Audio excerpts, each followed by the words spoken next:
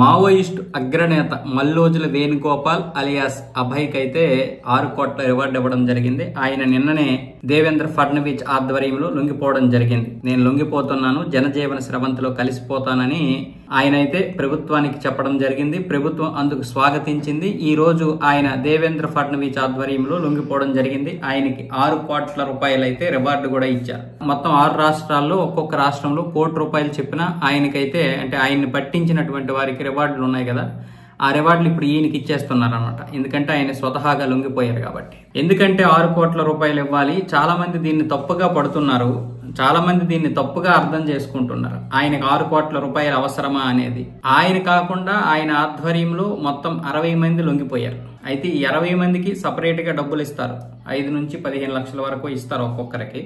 ఎందుకంటే మళ్ళీ ఇక్కడ జీవితాన్ని కొనసాగించడానికి వారికి కావాల్సినటువంటి పునరావాసానికి అయితే కావాలి, కుటుంబాన్ని కూడా నెట్టుకు రావడానికి. అందుకే కదా వాళ్ళు బయటకు కూడా వచ్చారు. అయితే ఇప్పుడు ఈయనకి 6 కోట్లు అంటే ఆయనకి వ్యక్తిగత సిబ్బంది కూడా ఇప్పుడు అవసరం. సెక్యూరిటీ కూడా ఆయన ఏర్పాటు చేసుకోవాలి. ఇప్పుడు మావోయిస్టు పార్టీ నుంచి ఆయనకి థ్రెట్ ఉంటది. ఇప్పుడు ప్రభుత్వంకి లొంగిపోయాడు కాబట్టి వాళ్ళ నుంచి ఖచ్చితంగా థ్రెట్ ఉంటుంది. ఇంతకు ముందు కూడా ఈయన బహిరంగ లేఖలు రాసినప్పుడు వాళ్ళు భయపెట్టారు కూడా ఈయన్ని.